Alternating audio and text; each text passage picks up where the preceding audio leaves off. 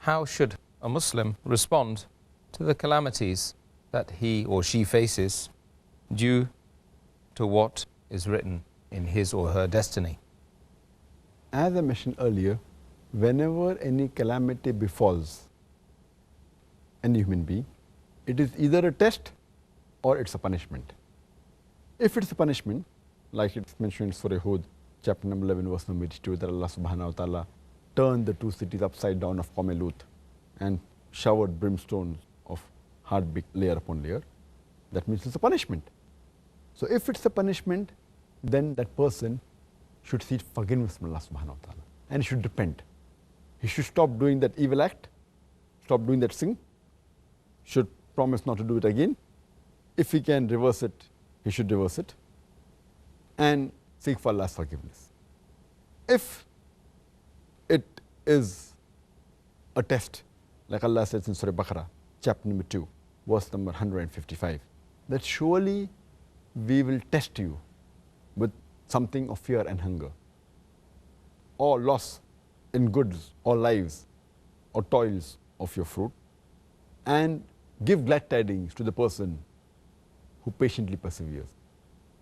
And further it's mentioned in Surah Baqarah, chapter 2, verse number 156, that they are the people who say, Inna lillahi wa inna ilahi wa rajiun, that from him we come and to him is our return.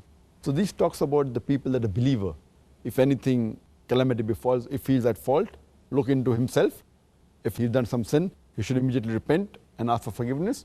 If it is a test, then he should patiently persevere.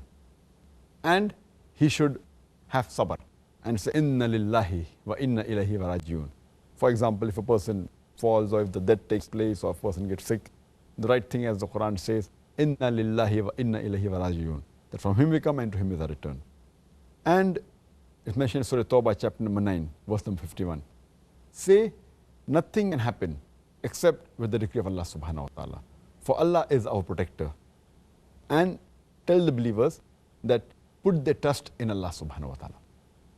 It's further mentioned in Surah Taqabun, chapter number 64, verse number 11, that no calamity can befall us except with the leave of Allah subhanahu wa ta'ala. So let us have belief in Allah. For Allah is the one who guides our heart. And it's mentioned in Surah Az-Zumar, chapter 39, verse number 10, that the reward is with those who patiently persevere, will truly have a reward. And it's mentioned in Surah Baqarah, chapter number 2, verse number 153. Ya ayyuhallazina amanu istainu bis-sabri was-salah, inna Allaha ma'a sabrin. That, oh, you believe, seek Allah's help with patience, perseverance and prayer. For verily, Allah is with those who patiently persevere. So, a person should patiently persevere. And there's a hadith, it's mentioned in Sahih Muslim, volume number 4, hadith number 7138. The beloved Prophet Muhammad said, that strange are the ways of a believer. If anything good happens to him, he thanks Allah subhanahu wa ta'ala. And if any calamity befalls, he patiently perseveres. And yet, there's good for him in the hereafter. So whenever any calamity takes place, if he's at fault, he should rectify it. Otherwise, he should patiently persevere.